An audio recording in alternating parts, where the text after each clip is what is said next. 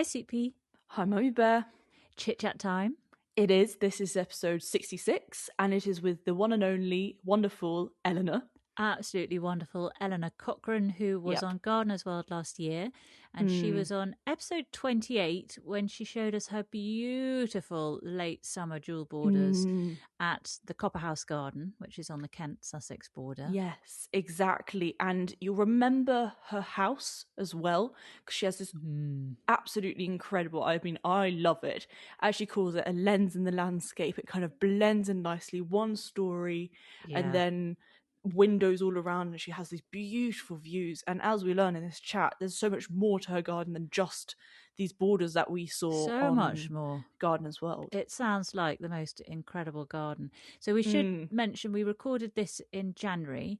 We did. And one of the conversations that we had, because we talked for a very long time. We do. And we get carried away sometimes. There was so much to learn from Eleanor, wasn't there? Yeah. She's got a Great Dixter background of many years, so she really knows her stuff, and it was fascinating hearing. And also, she doesn't just know her stuff, she knows how to impart it as well, doesn't she? So yeah, it was really interesting to listen to. It was like, oh, yes. Yeah. Well, one of the conversations we had was about her driveway, and unfortunately we didn't have space to keep that in, but we can mention some of the plants that Eleanor talked about. So it's essentially a green and white planting in this driveway, and she's all about succession planting with everything that Eleanor does. But Sweet Pea, you're good with the plants. Which plants did we talk about in the driveway at Eleanor's? Yes, I'll list them off. There were quite a few. So snowdrops, obviously. There was a synonymous Japonicus and Melanchia lamarckii. There were also underplanting with ferns, herbaceous perennials, spring bulbs, Erigerontia vincanus, box, Pittosporum golf balls, Euphorbia robiae, tulips, white forget-me-nots, Aquilegia lime green, anemones, and white narcissi, thalia, and that, I think, is all of them. I think that covered most of what we talked about, but basically designed to look good in winter as well as summer, and then, as I say, the succession planting for looking good all year round. Exactly, so you see it as you drive in. Really lovely. Yeah, beautiful. And another thing we talked about, but not on the recording, is Eleanor has a book in the making. She has sent through some excerpts to us, and it's absolutely stunning. The photography is by Mimi Connolly, who specialises in garden photography. So beautiful, beautiful photos. And then the writing is fantastic. It's in Eleanor's humorous style. So, a really beautiful book. So she's allowed us to put an excerpt onto our website. So if you're looking for links to all the things that we've talked about in this episode and see an excerpt of Eleanor's book, then head over to notjustagarden.co.uk. And if you click on Chit-Chats and click on Eleanor's face, it'll take you to her page. And on there we have some of the things that we've referenced. So, for example, her greenhouse inspiration. We've got some images of that. It's amazing to find. And also she talks about her claim to fame and a photo of herself somewhere special. We've put that on the page as well. Yes. And then some links to Eleanor's social media where she's got her beautiful photographs of her garden there as well. So head over to our website, have a look at that, and you'll see an excerpt to her book too. Yes. And one thing we should also mention is Eleanor's garden is open through the NGS, and it is. There's only 40 places, so you do have to pre-book to make sure that you can get a good look around. So that is for the 6th of September. So get yourself booked in now if you want to see the incredible Copperhouse garden. Yeah, exactly. So, Sweet Pea, tell us what the format is. So for Eleanor's dream garden, we had the garden boundary, shed or greenhouse, 5 ornamentals, 5 edibles, 1 statement tree, pond or pool plus 1 plant, and finally, favourite seating area, drink and 1 plant for the area. That's it. And if you want to get in touch about anything we've talked about on this episode, if you've got any questions or any feedback or comments, then please do. You can drop us a message through our contacts page on our website, which is notjustagarden.co.uk, or you can drop us an email to notjustagarden@outlook.com. Getting quite slick with that bit. Yeah, now, I'm ready for it now. You are. Well, I think we should have a listen to Eleanor on this chit-chat. Absolutely. So this is episode 66, a good old chit-chat with Eleanor Cochrane. Off we go.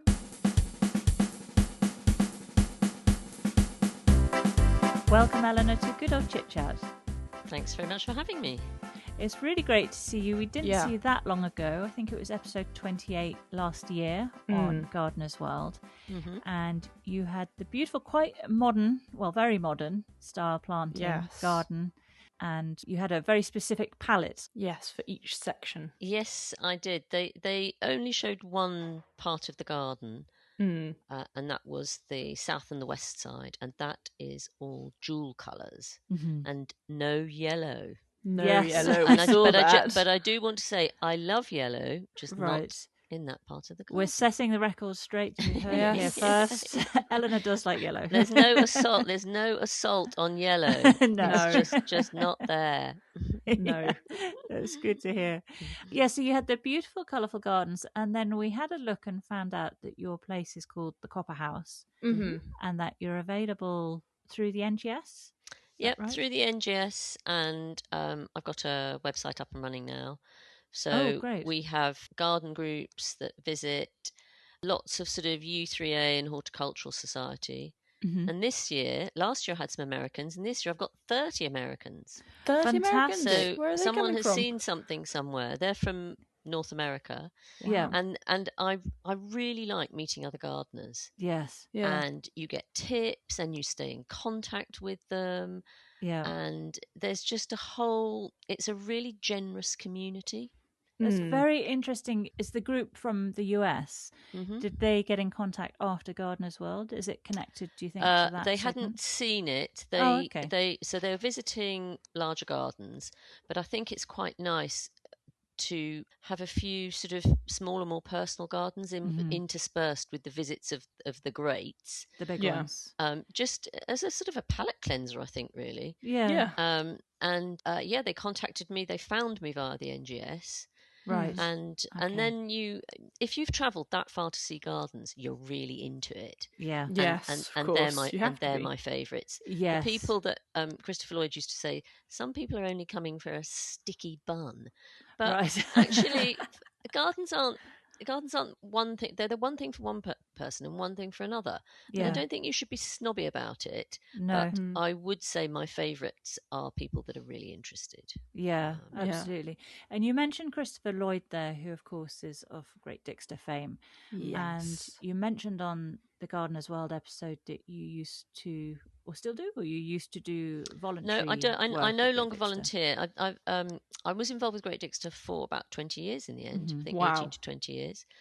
And I started off because I got to know Erin Bertelsen, who's written 2 books, one on cooking and the vegetable gardens and one on container gardens. And I got to know him through a mutual friend. And he said, why don't you come and volunteer?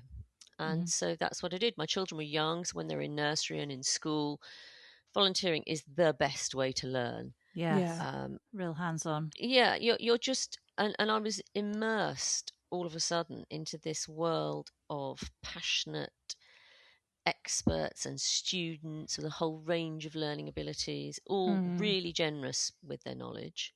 Yeah. And you can't help but learn. That's that's fully just immersive what happens. Experience. Fully so immersive. You were there, was it one day a week or one morning a week? I was there for 1 day a week for about 3 years, and that was in the main garden. Okay. But then my own garden became enlarged. The thing that every keen gardener does, you sort of push the boundary and push the Nibble boundary, away. push the boundary, and make far too much work for yourself. Yep, So we've all been there. So then for a few years I did various things. I helped out in the nursery a bit, and then I used to help in the house actually with the study days.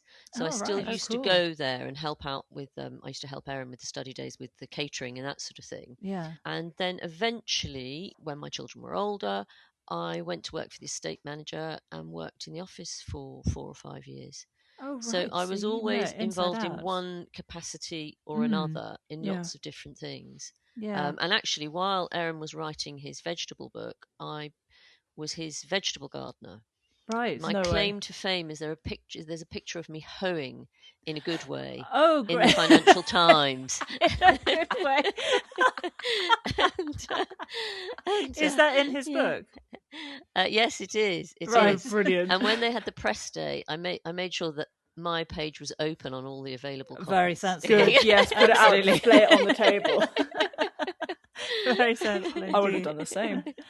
So you learnt on the job at Great Dixter. Absolutely. And you're based in Kent, aren't you? So you're near to Sissinghurst as well. Yeah, we're a mile from the Sussex border, so we're in the Kent-Sussex borders, and we are equidistant between Dixter and Sissinghurst. So perfect for those garden tours, like you say, seeing the big ones and then coming to and you know, Sissinghurst has its charms. Dixter for me is the better garden, without a doubt. Right. We've only been to Great Dixter. We haven't made no, it to not yet. Sissinghurst But you know, I love them both. But Dixter is constantly experimental, and not it obviously under the direction of Fergus Garrett, but also not to be underestimated is the wealth of knowledge that comes in with students. And you know, endlessly you can open gardening magazines, and I guarantee you at least 60% of the people that are the stars of the future will have been through Great Dixter at some point in some capacity. Okay, that's amazing. And you know, lucky for me, quite a few of them I'm still in contact with. You know, people like Tom Coward from Gravetime Manor, Matthew Rees from Malverleys, those sorts of gardens, and they just go on to be amazing gardeners. And that's what I miss actually from not being involved in Dixter, is not being in contact with the future of what's happening. But there's a time for everything, and that, you know, that time is gone.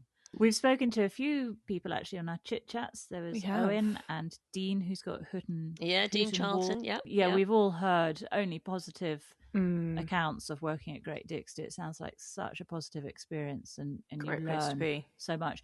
Have you done any more formal qualifications? No, I'm afraid in the qualifications department I'm a bit fly. A bit fly. Fly. I have got A levels, and I was supposed to go to university, but I sort of neatly sidestepped that. But I'm a hands in the earth type of person. Yes, I know now that I have to have my hands in the earth. Yeah. And I'm also, I don't know, I'm a creative person in the sense that I constantly need to be making something and doing something. And it's only when you get older that you really know yourself. And when we sold our last house, which had a gorgeous garden, and people said, you know, why are you doing that? Why are you doing that? But if you're a creative person and you want to create, once you've created it, you want to do something else. You want to go create another thing. Of course. You want to go and create another thing. And I reckon I've got another 10 years left here. We've been here 10 years already. And I'll want to do something else. Yes. So the house will be for sale in the house will be for sale. Right. And I'm not pitching that just yet, because it's a bit early. We'll keep it on the down low then. But if you are creative, you want to constantly learn. And you want to constantly create. And that's kind of just how it is, really. Well, so talking of where you are, the Copper House, we saw some stills from how the bungalow used to be. And you clearly had a vision. You bought this old bungalow knowing that you were going to knock it all down and replace it with a very modernistic style bungalow again, I think, is it? Yeah, it's a bungalow.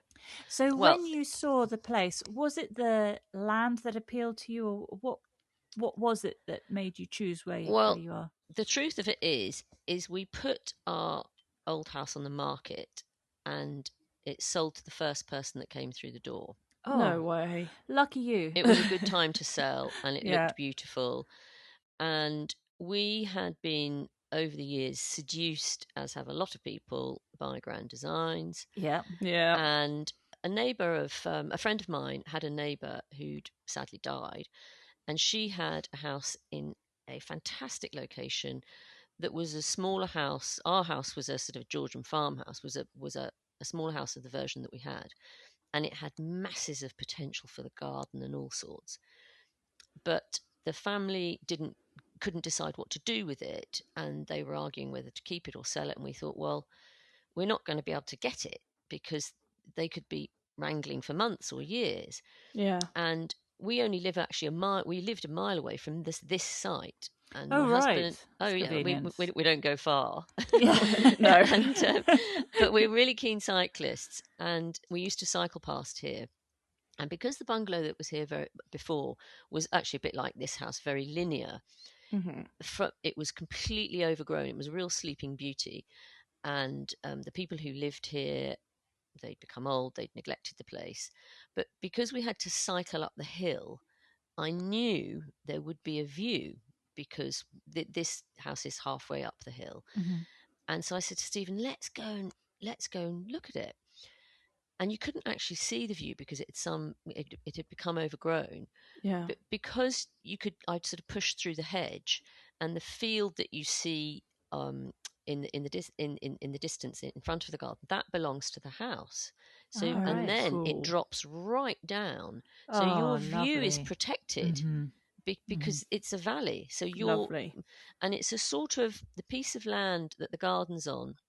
Very poor for farming because we're on heavy clay, and it's sort of a saddle halfway down the hill, but it forms this snout, so everything else around the house and the garden sort of drops off.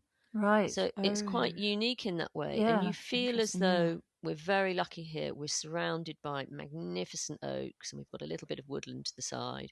And so you feel as though you're sort of sitting on top of something. Yeah. Is the garden itself relatively flat then? The main part of the garden, which is not actually that large, probably about a third of an acre, which wraps around the house, that's completely flat. And then to the west, we drop off into wildflower meadow area. And I say, lovely. in inverted commas, orchard, because the soil's so dreadful there. The fruit farmer sort of laughed in my face when I said, why aren't the fruit trees doing very well? So we have got them, but they're mainly for blossom. You know, if you were thinking you were going to live off those apples, and you'd be very hungry. And then that drops down further into some beautiful, which we've only started renovating in the last 3 years, some woodland ponds. And that I'm really excited about, and we're developing that now. So that interests me because I did read that, I think, on the NGS page. Possibly, and I've got to change that because it says they're in their 3rd year now. We think they're old clay pits. Right. Okay. They don't have a running water inlet, but they are spring fed from the pressure of the land behind. Yeah. And we're just gradually, it's not something, I absolutely, Beth Chatto's is one of my favourite gardens, but I don't want to do that there because I want it to be more naturalistic. So we're very, very slowly introducing things. I don't want it to look manicured or managed particularly. We have put a deck and a couple of chairs so you can sit there, and the wildlife's fantastic. And in late April, May, it is a bowl of bluebells. Oh, wonderful. So you've got these sort of, huge, you have to descend down some quite steep steps to get to these woodland ponds. But then when you're in them, it's like sitting in bluebell time in a bowl of blue. How fantastic. It's quite an ancient place. There's a huge, really old yew and huge, tall hornbeam. And it took us, I have to say, I'm embarrassed about the amount of money it cost us to clear those ponds. Right. Because we had to get, lots of trees had fallen into them. We had to get heavy machinery in. And we had to dig them out. So how did you discover the ponds? Well, funnily enough, when we bought the house, my husband had just had a horrific cycling accident. And he was in hospital. He had to have half his face rebuilt. And he's absolutely fine. And you wouldn't know. Though sometimes he does get a bit of food on his cheek, and his cheek's quite numb, and sometimes I don't tell him for about 5 minutes. Oh, that's just mean. That's wicked. Poor guy. And then I tell him afterwards. But what happened to his face, though? We were moving, and he face planted on some ice, and he wasn't wearing his helmet. However, had he been wearing his helmet, it still wouldn't have saved his cheek. He is fine now. He's fine. Okay. But consequently, I didn't look. I looked at the details of the house, and I knew we had the house. We bought the house, and we bought the field. But we moved in between him being in hospital, and then he had to be in isolation and that sort of thing. And so What year was this? This was in early 2013. Right. So we did actually live in the bungalow for 6 months before we decided what we were going to do with the house, because it's quite a big undertaking for us. We did put ourselves out there doing this. It wasn't that we had pots and pots of money and we could just do whatever we wanted. We really had to think about it. Yeah. And we're right next door to a dairy farm, which I absolutely love, but we weren't sure how much impact that would have on the house. But anyway, when we got the deeds through, I suddenly looked at them and I said, we've actually got a bit of woodland attached to the house. Oh, what a dream that is. That is a dream. Hadn't been put on the estate agent's details. How amazing. So you had no idea that you had that. Someone had been really sort of slack, and it's probably about half an acre. Wow. And it backs on to our neighbour's woodland, so he's got the rest of the 10 acres, but the ponds are ours. So for years and years and years, while we were doing the house and, the rest of the garden, we kind of didn't do anything about it. And then suddenly we had a bit of money and we said, okay, we're going to clear them and dig them out and then very gradually develop them. So the ponds were always evident from finding the woodland was yours? Yeah, they were, but they were completely silted up and trees had fallen into them, a complete mess. Yeah. But the meadow as well, the meadow, which is to the west, and that's on a slope, that has been a really interesting exercise in what soil does to meadow plants, because our house has got a full basement, nearly full, so there's another 3/4 of it underground. Wow. Oh, that's cool. Well, because of the planning constraint, you could build above ground by volume, so we sort of squashed the bungalow down. But we needed extra space downstairs, so we've got a downstairs and one end's got a glass wall, so it's not not completely dark. Nice. Very cool. But the spoil from that was put to one side. Yeah. And when we wanted to make the meadow, I had some experience of meadows from Great Dixter. And the absolute best way to make a perennial meadow for us is you could get bags of meadow strewings, cut meadow strewings from Dixter. And every year you just lay them on the area and gradually the seed bank builds up. So you have to cut the meadow once a year and you have to remove the grass, otherwise the fertility is too high and it goes lumpy. Yeah. So Stephen mows it, he actually scythes it. Oh, and this is an old family joke. He thinks he's pole dark and we call him old dark. Oh. The question is, does he take his top off like Pole Dark does? Yes, he does. But if anyone comes around, he rushes it back on. He gets quite a hard time, doesn't he? He knows what we're like. And he gives as good as he gets. So good. It sounds very healthy. But he scythes the meadow. And you put I've heard that's ideal, isn't it? It is. It's ideal. It's not too big. It's about 1/4 of an acre, probably. And flat, or is this on a slope? It's on a gentle slope. But over the years, and about 3 years ago, we had the Bumblebee Trust come and look at the meadow. Ooh. And they could not believe the wealth of species that we'd managed to introduce in about 6 years. We have got the early marsh orchids, we've got the later common spotted orchids, and every year the orchids, last year we had over 100, they seem to sort of expand in by threes.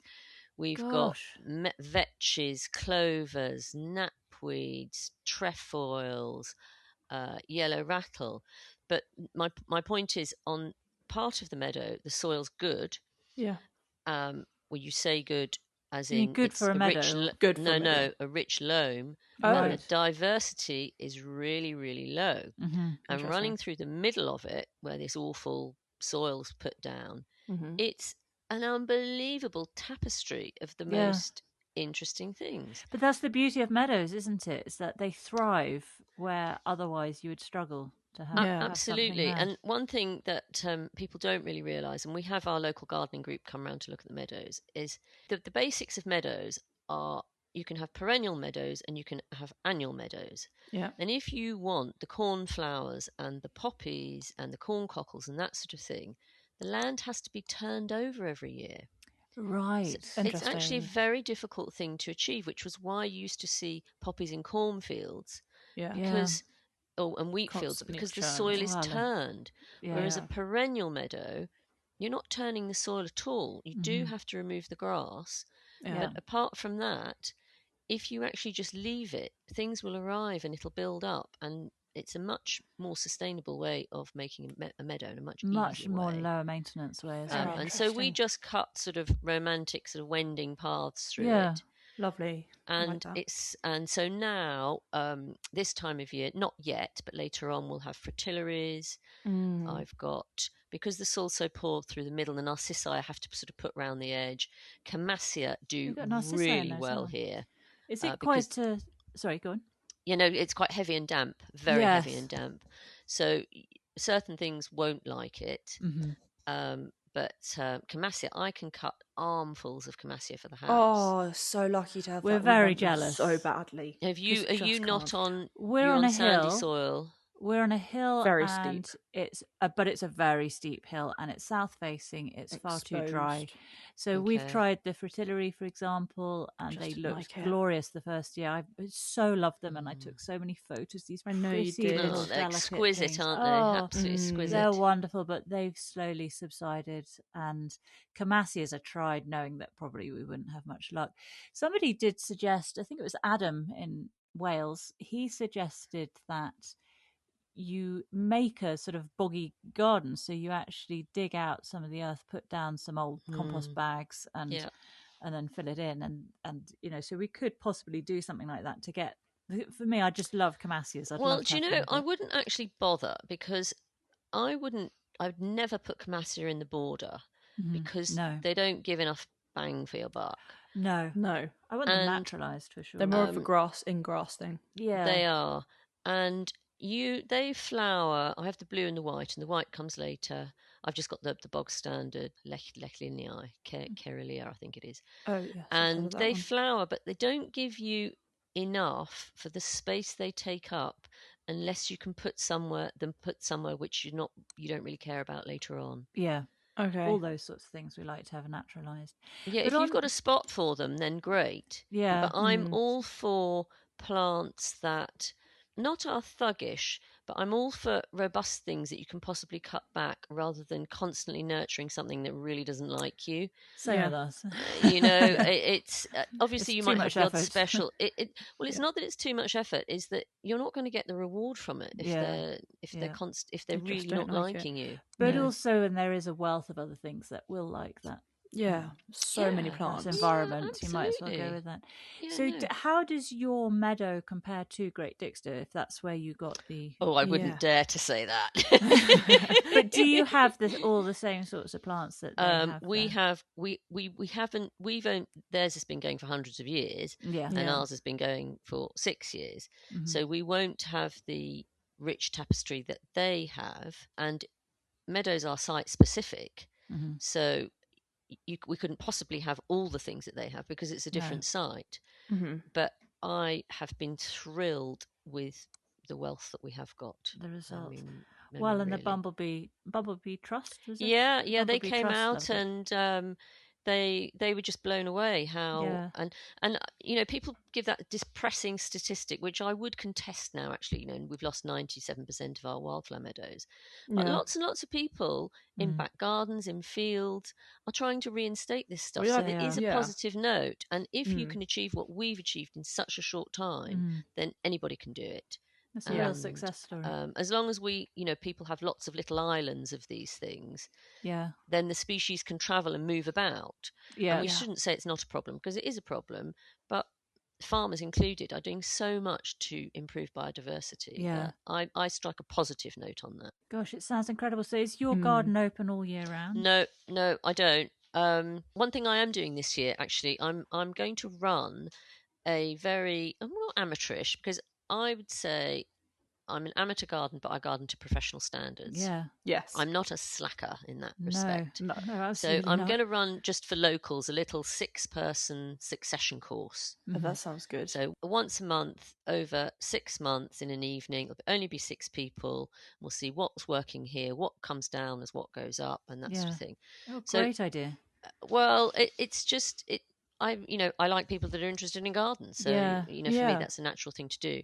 Yeah. But no, we don't open it all year round, and also because of the heavy clay, the gardens are really quite wet, and it would destroy the grass pathways. Of course, the compaction. The garden. So no, we open till the end of September.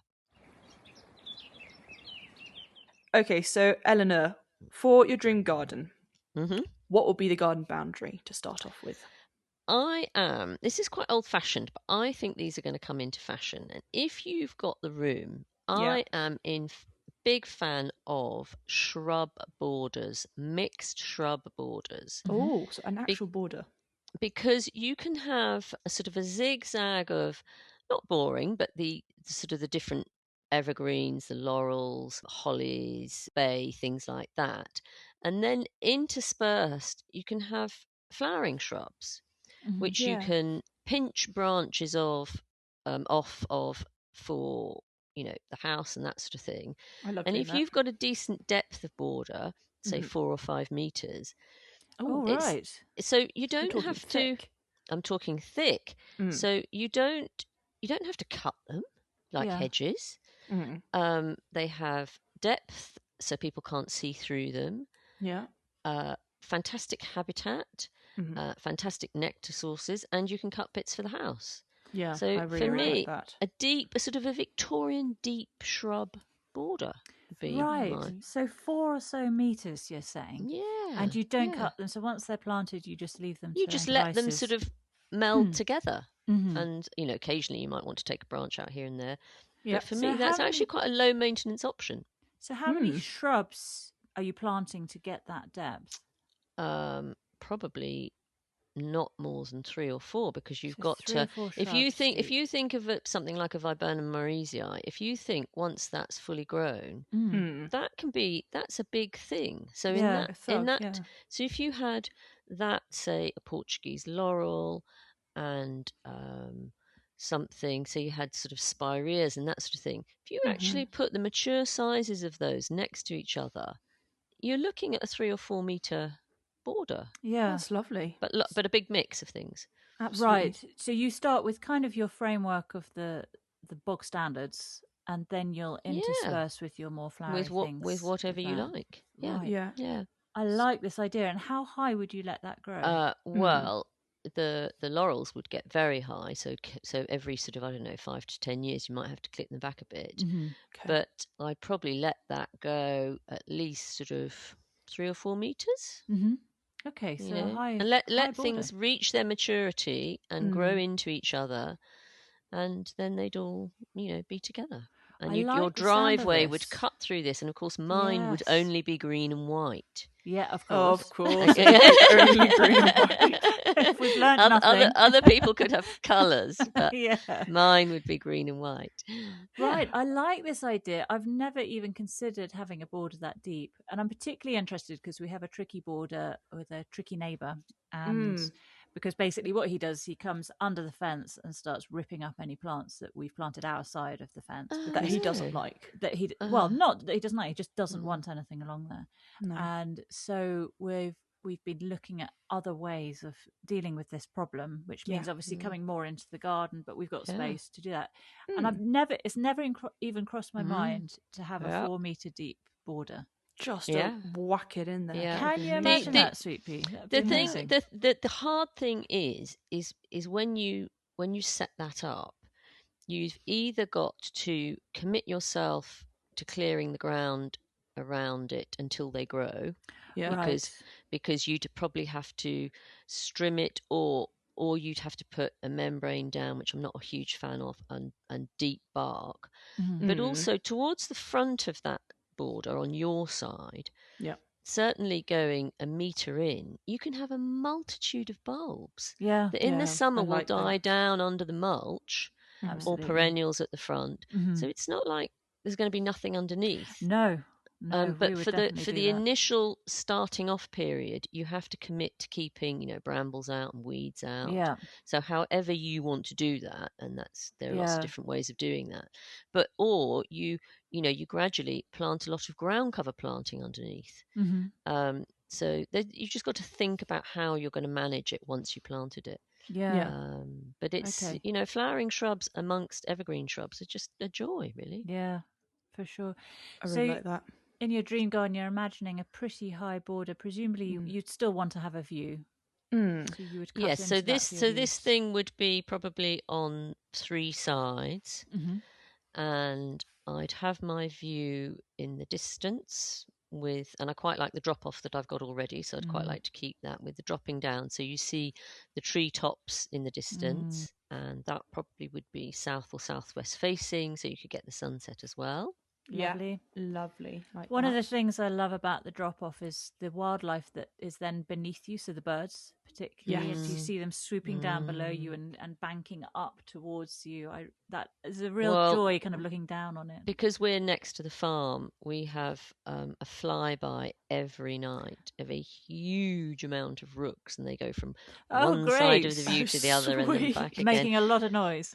And making a huge amount of noise. And occasionally we get murmurations of starlings as well. Oh, fantastic. Not very often, but they are fantastic. I love them. Absolutely very, very nice. Would your dream garden still be in Kent, or would it still be in the UK? Yes. Another country? No, it would be in Kent. I am rooted to this spot. I was born about half an hour from here. I like to travel. Okay. I've lived in different places, but I do love Kent. it here.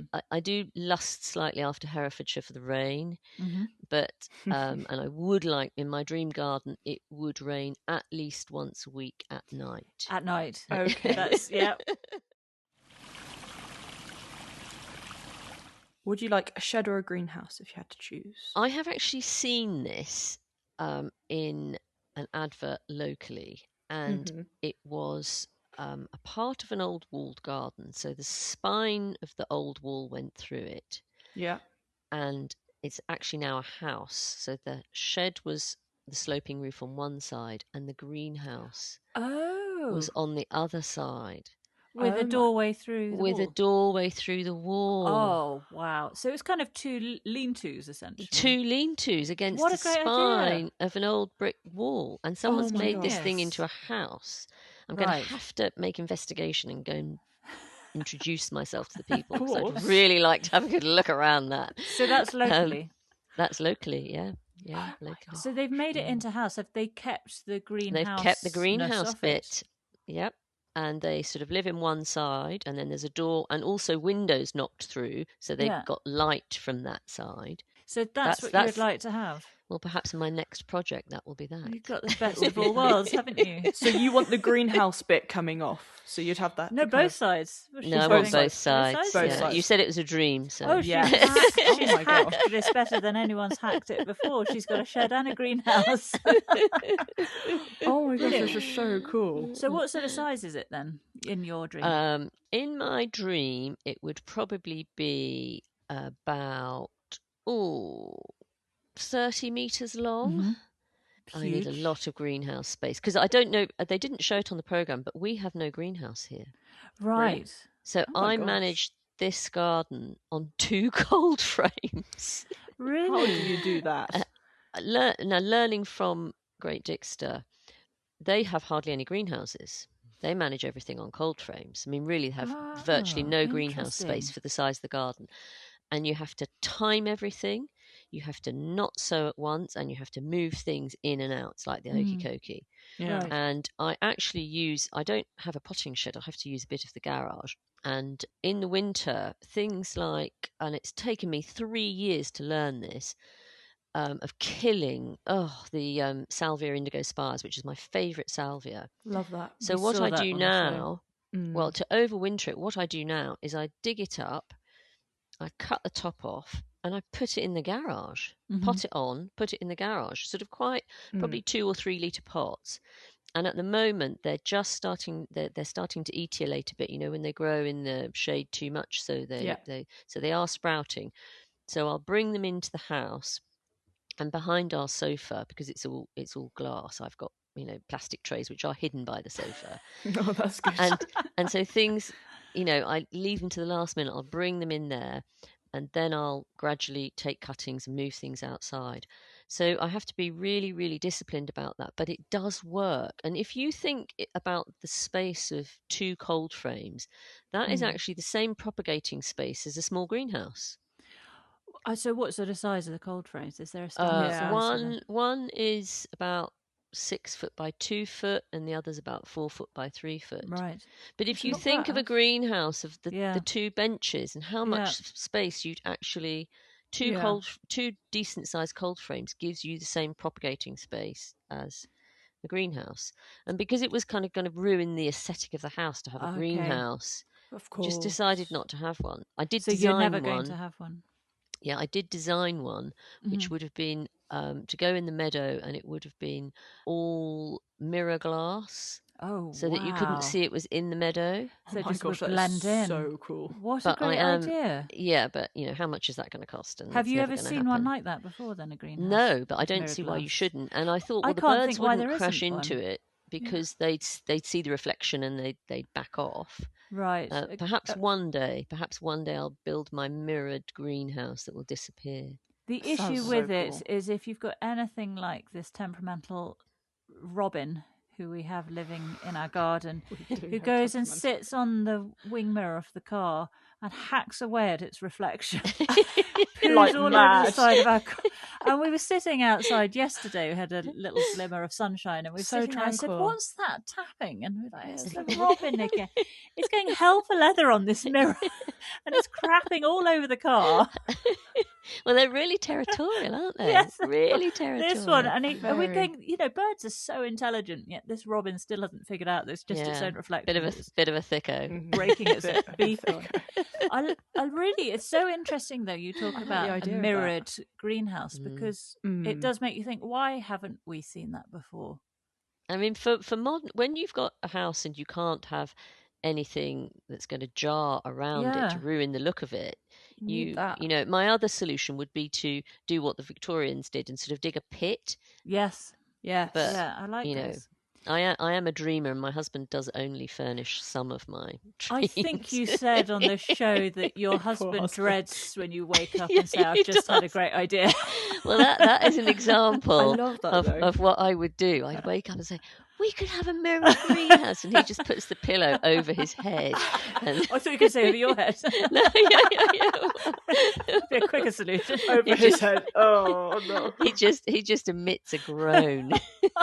Very long suffering. He is. Oh, that is fantastic. Okay, and what frame colour do you want for your greenhouse and shed? Like, are you painting them or not? I do like a painted white greenhouse. I mean, now you can have them powder coated aluminium. But I'm a sucker for tradition. Well, that sounds ridiculous because I've got a really modern house, but I am a sucker for tradition as well. It's a bit hypocritical. So you're imagining an old-fashioned sort of iron. Yeah, a Victorian greenhouse. Yes. Now then, very hard question. What would be 5 ornamentals? Well, I did a lot of crossing out here. How can you decide? Dahlias have to be in there. Yeah. Okay, which ones? And so my favourites at the moment, and this does change, and these are all the jewel ones. George Marsden, which is a pom-pom, very robust grower, did really well, lots of flowers, sort of deep maroon colour. That's actually going to be my mainstay in the bigger double border. I have a mainstay dahlia each year. For the last few years, it's been Rip City, which I do still keep. But George Marsden is going to take centre stage there next year because it's performed so well. Oh, lovely. Giocondo, which is a bit Barbara Cartland, but a deep pink. That it's not great for cutting, but if you put a single one in a vase for a table decoration for the afternoon or 2 days, it's just sumptuous, rich, deep pink. It's just so more fuchsia-y pink than more fuchsia pink. Ooh. Is that a pom-pom as well? No, that is a large decorative. Oh, okay. Very nice. But not. I tend to like my dahlias for cutting as well, and Giocondo earns its place because it's just a a showstopper. Mm-hmm. Yeah. Ivanetti, again, a pom-pom, very good doer. Mm-hmm. What colour? That is a sort of a pinky purple. They're all, most of these, well, all of these actually, they range from deep pinks to deep reds and maroons. So really try and rich have a sort colours. of a really rich, try and have a spectrum beautiful. of them. Okay. Most of them, but not all, most of them are pom-poms of different sizes. Mm-hmm. Karma Naomi, that is lily flowered. I think they call it lily flowered. Yes. And that's just beautiful and good for cutting. So that's going next year. Lovely. Carstone Ruby, Rip City, which is one of Sarah Raven's earliest ones. Yeah. But it's terrific. Just keeps on flowering, Mm-hmm. seems to be disease free. You do have to stake all of these, but for good plants, I'm willing to stake. Don't grow them if you're not prepared to stake them. And what are you staking them especially with? on a windy site. Okay. I use a variety of methods. Because I don't have much outside storage, my favourite method, which I learnt at Dixter, is you put 5 canes in outside the plant. You need to do it about 2 weeks before the foliage is going to get to the height when it's going to flop. Mm-hmm. Do it any later and you're in trouble. So with all staking, you have to go early. Get early, yeah. And that's our problem. So with these canes, the beauty of them is that you don't have to store any structure. So you put 5 canes in. You learn how to do a clove hitch knot. So you do a knot and you go right around the outside of the canes, and then you make a star. And the foliage grows up through the star. Mm-hmm. Oh, that's a good idea. And with everything, and I say it's like good corsetry. Everybody looks better if they're wearing decent underwear. Yeah. And so you want the main bulk So of the true. stems to be really sort of solid and sturdy, and then the tops can sort of waft around. Yeah. And once the foliage has grown through, which will take a week or two, you will not see the staking. Right. And the other thing I've got, which I did treat myself to a few years ago, a local blacksmith made me a version of those, and you can just pop them in the ground. So metal stakes but with a crisscross top, and you just pop them in the ground. Or with metal? No, it's all metal. So kind of a cage almost. A cage thing. Yes. Nice. But the problem with that is you have to have a lot of winter storage. Mm-hmm. Whereas with the canes, just bundle it up. You just take the string off and bundle them up. And the other method I do, which I've already started a couple of weeks ago.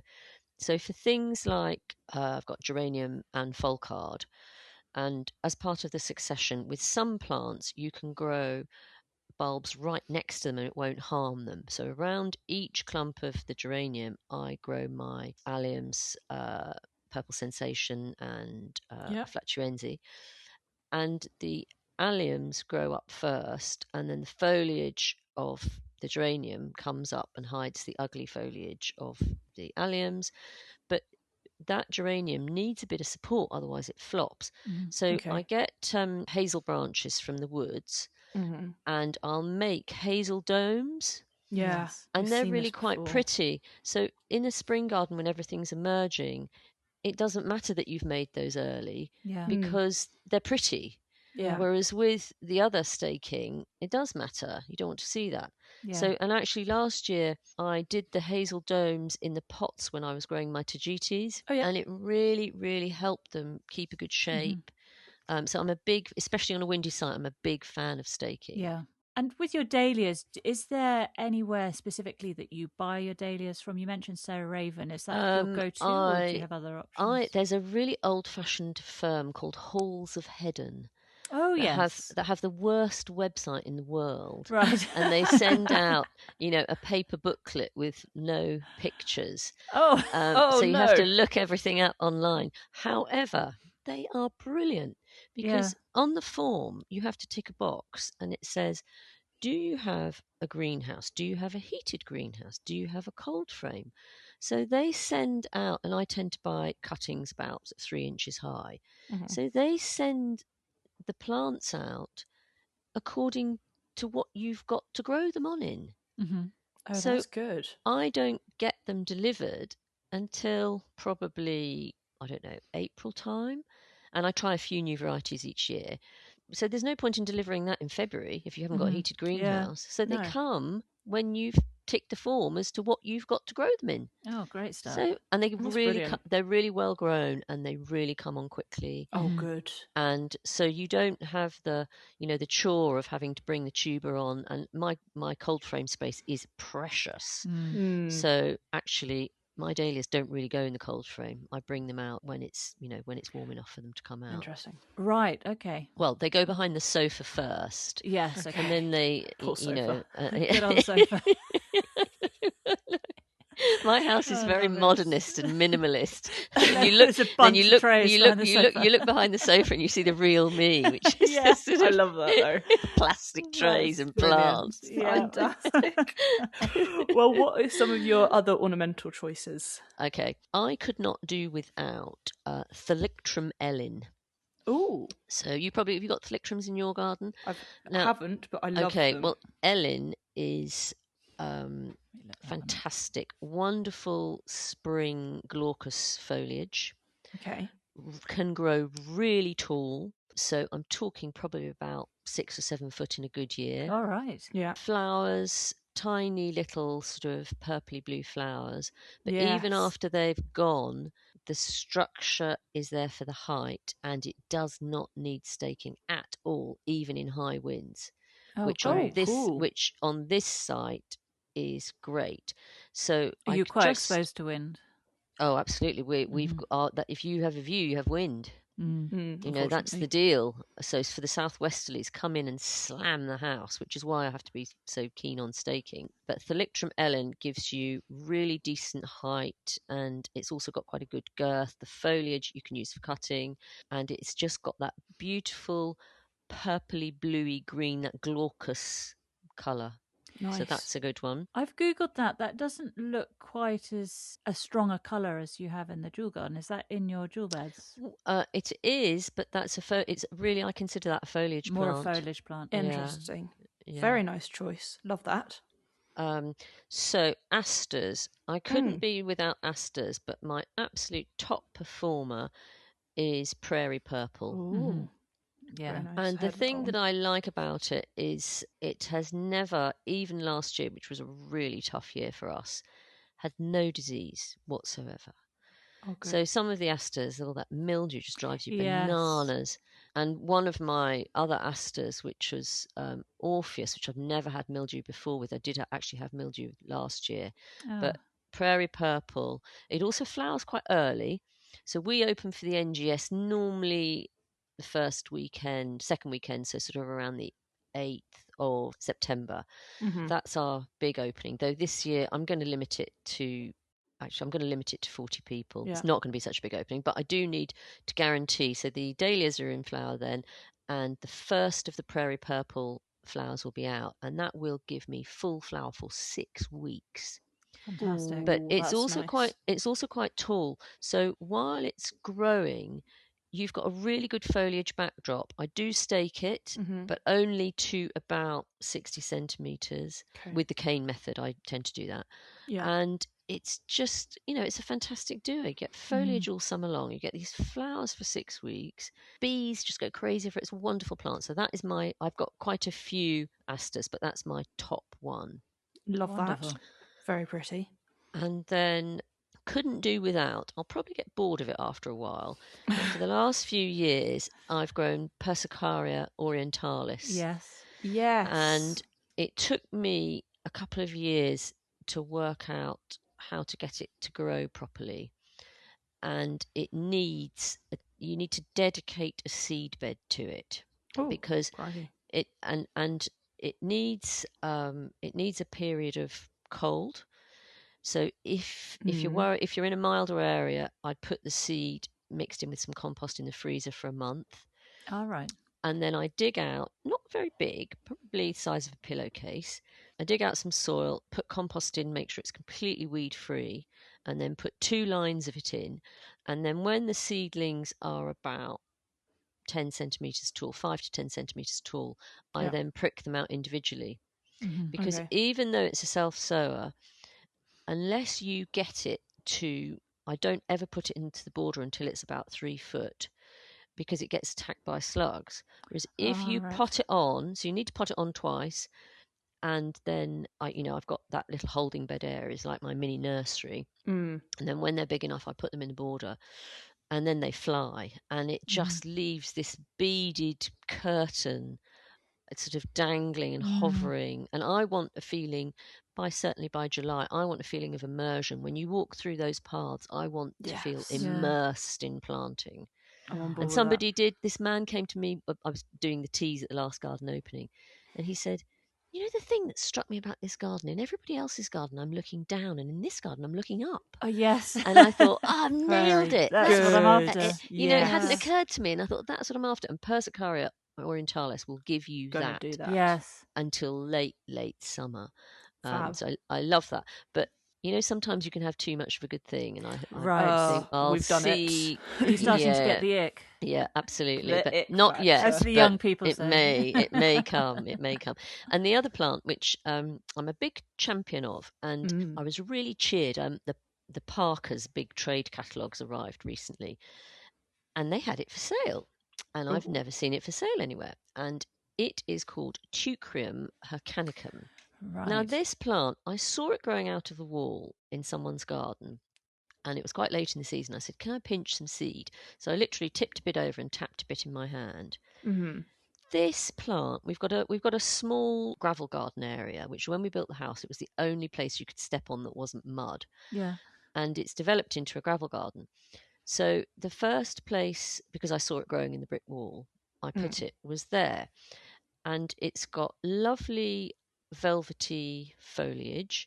It's got purple spikes that get to probably about 50 centimetres, which can cut. If you deadhead it, it flowers all year round. So slowly, because I like this plant so much, and some plants have bad legs, and towards the end of the season, underneath them, they show their bad legs. Yeah, well, it's a bit floppy. Put one of these under the plant, and as it gets its bad legs, this plant will cover the bad legs. Covers them up. I push the boundaries with this plant because it's only supposed to grow, in certain places. Well, let me tell you, it will grow everywhere. Yeah. So it'll grow on horrid heavy clay. It's grown on gravel. It's grown in shade. It's grown in sun. And I kept thinking to myself, why is this not more widely for sale? Because it's really easy to propagate from seed. And if you don't want it, you just rip it out. So it's not invasive in that the roots are hard to get out. Great.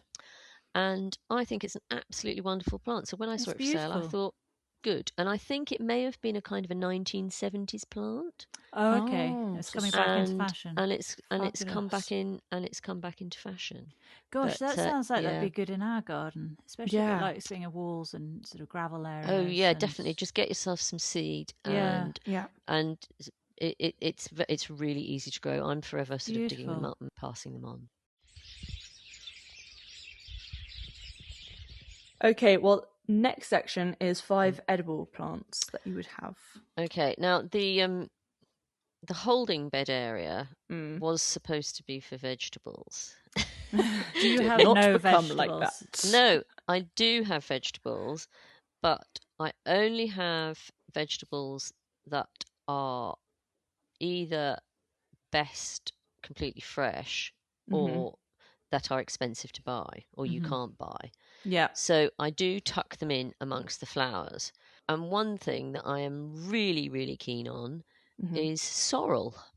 Oh, very nice. And it is all summer long, and it's growing at the moment, though the leaves are tiny and the pigeons have been at it. It grows like dock. Yeah. And it adds a lovely lemony tang to your salads, or if you want to stir fry it into, with a pasta sauce or something like that. Oh, lovely. And it is the easiest thing to grow. It's like growing a clump of dock. Right. So I've got 2 little raised bed areas that I put, anything I want to in really. And so in those beds, I've got 4 sorrel plants and 4, normally there's Stephen and I here, but when children come back and that sort of thing, and that does us for salad every day because it grows so quickly.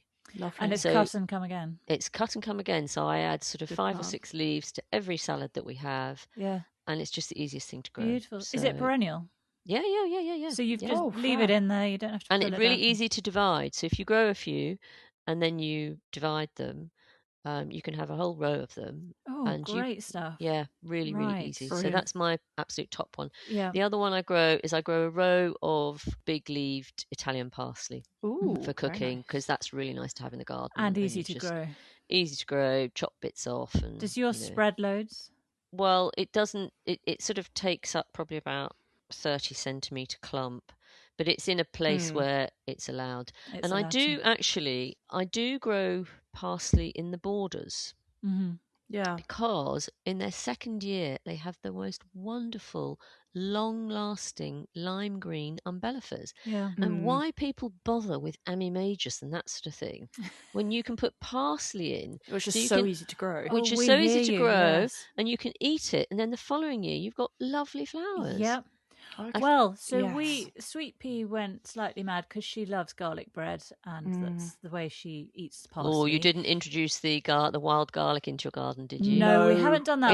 Don't do that. Well, we hear that spreads, and we'd be all right with that spreading if we had it right. It would take over. I think it's too dry, but no. Instead, Sweet Pea introduced parsley into the raised veg beds, and they grew and grew. And she did plant a lot of them. I think they were even Gardener's Wild seeds. They were. And then we found out about the beautiful umbellifers, so we said, let's see if we can transplant these through the beds. But then no, you can't. Anything. The rule is anything with a taproot is not that keen on being transplanted. If it's got a fibrous, clumpy root, generally you're okay. Okay. Interesting. No, but you can't. And it was a beast to try. Couldn't even get them out the ground. Well. To be honest, had to get a shovel and dig like meters down just to get to the tip of this root. It wasn't budging. Crazy. Well, very good choice. What are your others? So I try different lettuces, and I tend to grow them in those, old wine boxes if I can get my hands on them. Pretty. But nice. I do put some in the ground, and a particularly good one for here is one called Catalonia. Oh, and yes. It's cut and come again, really crisp, lovely flavour. Nothing like the supermarket varieties. I mean, I have to buy supermarket varieties in the winter, but in the summer, we grow, and I really try and sow them regularly so that we always have. And there's one, I think it's called Red Romaine or something. I try and grow a green one. Yes, the Red Romaine. Yeah, that's a good one too. But Catalonia is my top lettuce. Right. So that's really good. Climbing beans cobra, and last year I got the seed packets mixed up. Oh no! And I made this huge climbing frame, then realised I'd sown got the dwarfs. Oh, we have done exactly the same. Quite literally the same. That is incredible. Yes, I was so cross with myself because by the time I realised, I kept looking at these things thinking, "Why aren't you growing? Yep. Why aren't you growing?" So tiny. And by the time I realised, it was too late, and so I didn't have any. A real disappointment. No, if I had more room and I had a cage, I would grow Cavolo Nero, but I haven't. So instead, the pea I grow is one called Blauschocker. Yes, we've grown that. But I really grow that for the pods because, for to eat them because they're so tasty, and also the tops and the flowers, the tops of the peas, the pea shoots. So even if you've got a big plant, you can just nip out all of the tops, and they're delicious in salads. That's a good idea. We haven't done that ever. You can do the same with broad beans. So if you grow broad beans, the soft tops, and it's a two-pronged attack because that's the bit that the aphids like. So if you take the soft tops out, you eat them, and they also don't get on the plant so much. Well, that is a win-win, isn't it? So that's a win-win. And if I had more room and more time, I would grow more veg. But having helped Erin with the veg beds at Dixter, let me tell you, veg gardening is way, way harder than flower gardening. We know that. Way harder. But it does sound like you have your hands really full with all your amazing areas within that one garden. Yeah. That's true. Completely. Pure forgiven. When we moved here, I vowed to have a smaller garden, but the planting here is much more involved than the other gardenings, actually. But that's how I want it to be. It's my own fault. Well, I could grass a lot if I wanted it. Yeah, exactly. You could do that. We could all do that. Of course, we could all do that. What you have is incredible.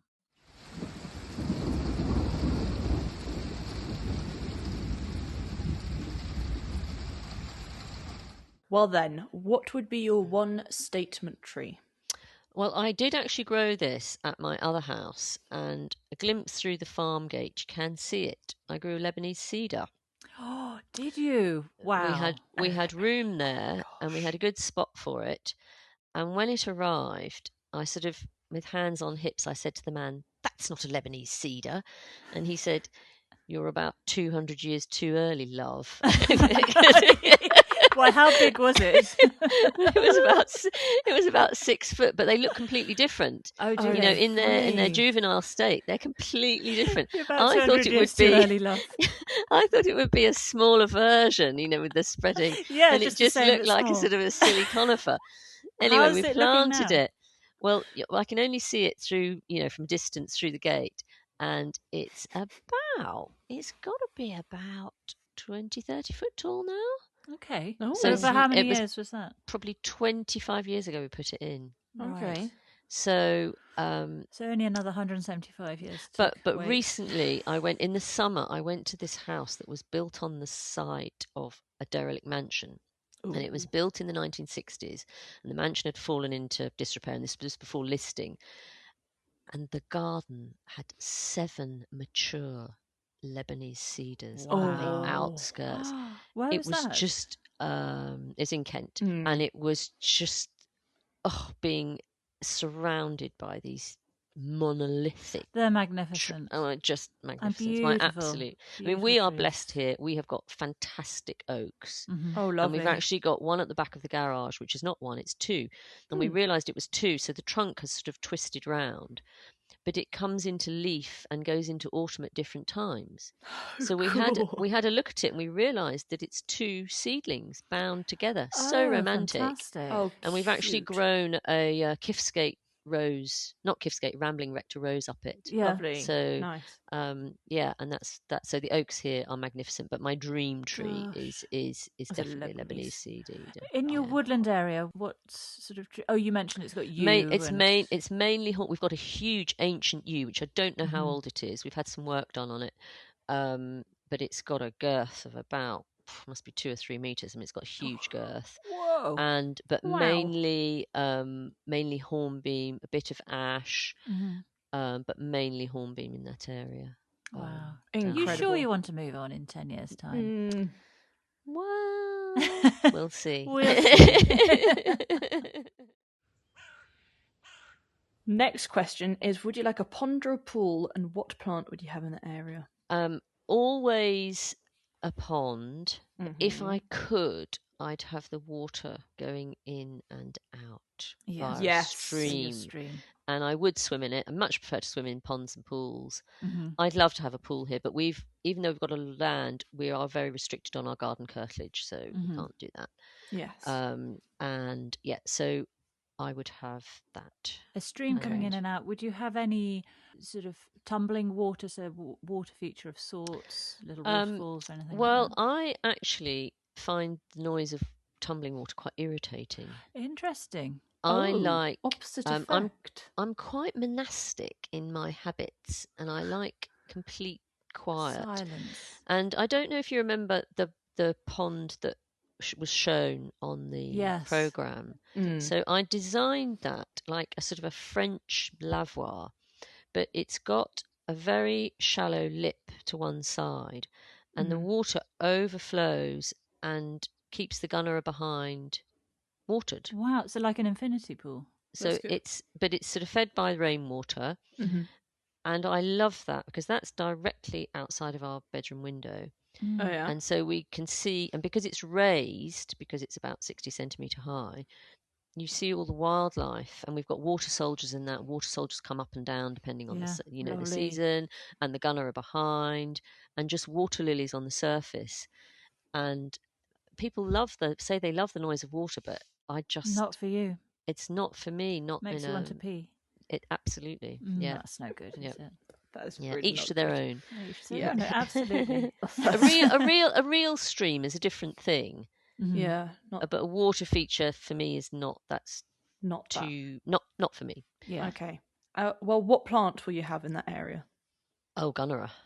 A gunnera. Lovely. I mean, I know we're not allowed to. You're not allowed to buy them. I know they're on this anymore, which I think is ridiculous.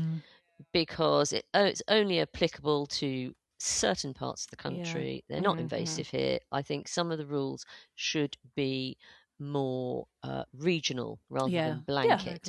And it is in every big garden in the country. And, you know, before the ban, we planted it in the woodland area. There's no stream running through there. It's got no chance of escaping. Well, everything has a chance of escaping because obviously birds take things everywhere. Yes. But, and I think it's been part of the English landscape for over 200 years. Yeah. And, you know, it's you've missed the bus. If you want to stop that, you're too late, you know. You have missed that bus. And of course, at Great Dixter, it's prolific, isn't it? Absolutely. I mean, there are plants like balsam, which are in the streams and rivers around here. The Himalayan balsam. The Himalayan balsam. And they are everywhere, but you have to work with what you've got. They're also very easy to pull up. And they're very easy to pull up. They're very pretty, and nature evolves. You can't expect nature to stand still anywhere. Yeah. And especially not in this globalized world. It's just not going to. My big concerns are bamboo and Japanese knotweed. They're the ones that really freak me out. Well, yeah. I mean, if you've got those, I mean, you've just got to keep on. You've just got to keep on glyphosating them or killing them. Yeah. We did have a problem, and this is a warning to anyone who's importing topsoil. We saved all the topsoil from the house building. And we imported a very small bit because we just didn't have enough actually into the white garden. And there's a bit of mare's tail in there. So it started popping out. But I'm not a big fan of chemicals, but I will use them if I absolutely have to. And mare's tail is very difficult to get rid of. But if you've got a bit of it, you scratch the waxy surface, and some people will tread on it, but I can't do that because it's in my border. So you scratch the waxy surface of the stem, and then with a paintbrush apply a bit of glyphosate, Roundup, whatever you want on there, and that gradually will get to it. But you can't spray it because this waxy surface repels all the sprays. And so I am gradually getting on top of that. But it's a real warning to when you bring in topsoil to really be careful and you know, make sure it's from a reputable source. Well, final question for your garden is, what would be your favourite seating area to chillax on, a drink to have, and a plant to have by your side? I would like a sort of a loggia, so open-sided, maybe with a back with a sort of a fireplace built into it. Sorry, what's a loggia? A loggia is like an Italian shaded building with a raised roof. It can be attached to a building, like a veranda almost. Okay, so covered. So a covered area, but open-sided. Right. But mine would have a wall at the back with probably a fireplace and a big mantle. Yeah. A couple of chairs, a table. So would it be tiled? The floor probably would be flagstones or something like that, or brick. The roof would be tiled, so pitched roof. Yeah. I don't know. Do you remember the chicken house at Great Dixter? Yes. Sort of the raised chicken thing, something along those lines. Is that the place with the really low roof? Yes. No, that's the piggery. That's the piggery. Oh, okay. The chicken house is quite near the house. So you said a sort of an Italian vibe to it. Yeah, sort of Italian or French, certainly European structure, open on three sides. So would it be a terracotta floor, or you said flags? Probably flags. And then you're having like a dining table, you said? No, I wouldn't. I'd probably have a couple of chairs and just easy chairs and a coffee table. And then planting, sort of lowish planting wrapped around the loggia so that you had to sort of walk through the planting to get to the seating area, just a small path in the middle. I do like to feel enveloped in things. Yes. I want to be able to hide behind things. Which sounds like I'm a bit shady, but I just would like to just feel I'm enclosed. I can hide. Your own little space. I don't just stand above everything and I'm just beacon above all the planting. And then when you're in that situation, we've got a little seat in the gravel garden which has got a wisteria growing around it, and it's just a bench covered in a wisteria. Beautiful. And you can be there sitting there. We don't have drinks there. We normally have a cup of tea there. But then the birds can't see you, but you can see them. Yeah.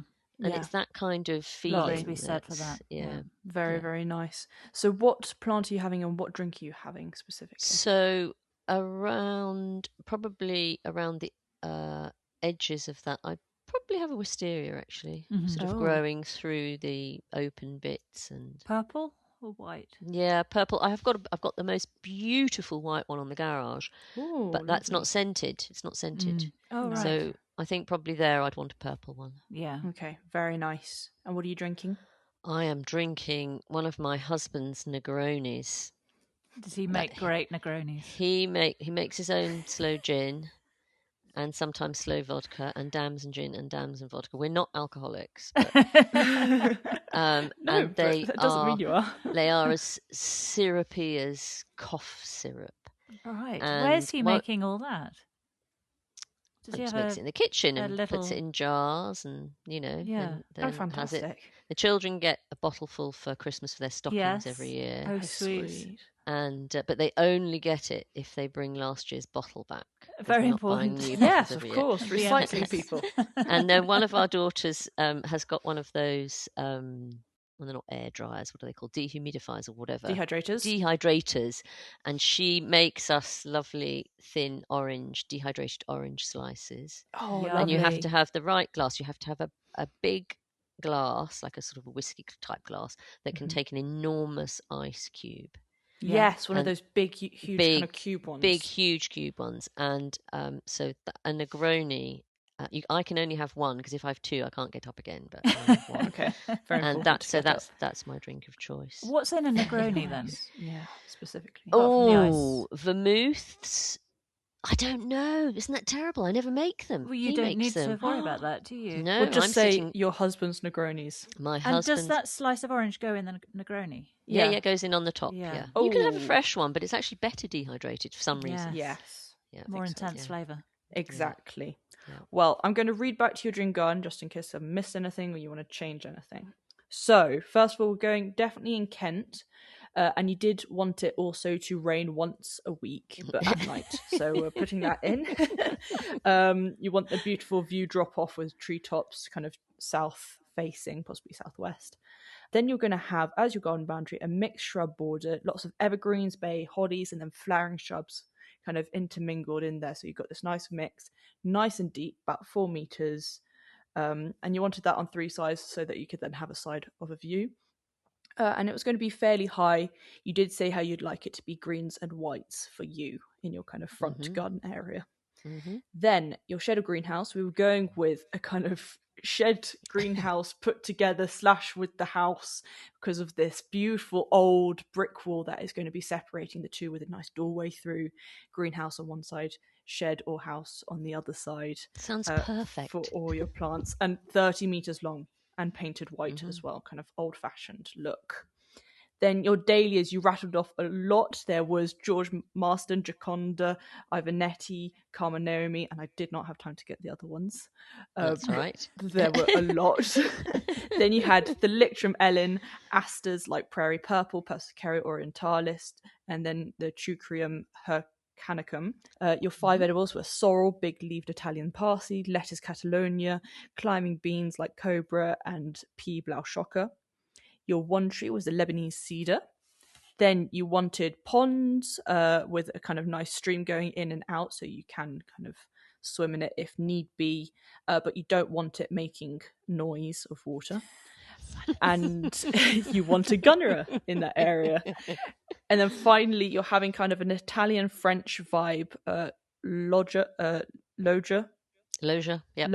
with one side with a wall and fireplace, flagstones, tiled roof, a coffee table and nice comfy chairs, low planting surrounding it, a wisteria, and your husband's Negroni. Absolutely. And he'd be there with me having the drink too. Oh, of course. You can have whoever you want with you. In the loggia. Well, lovely. I love that. Wonderful. Thank you so much, Eleanor. It's been a joy talking to you, and we've learned so much from this episode. I've learned so much as well. All the gardening designs and ideas, loved it. And frankly, I could talk for hours longer. We wish you all the best with you. You mentioned weddings are happening this year. You've got your succession classes. Yeah, weddings this year, weddings next year, succession classes. Well, Garden it's only visits. 6 people, so let's not get too excited. But, It's still pretty damn cool. We hope it all goes very well. Yeah. That's been a good old chit-chat with Eleanor. Thank you very much.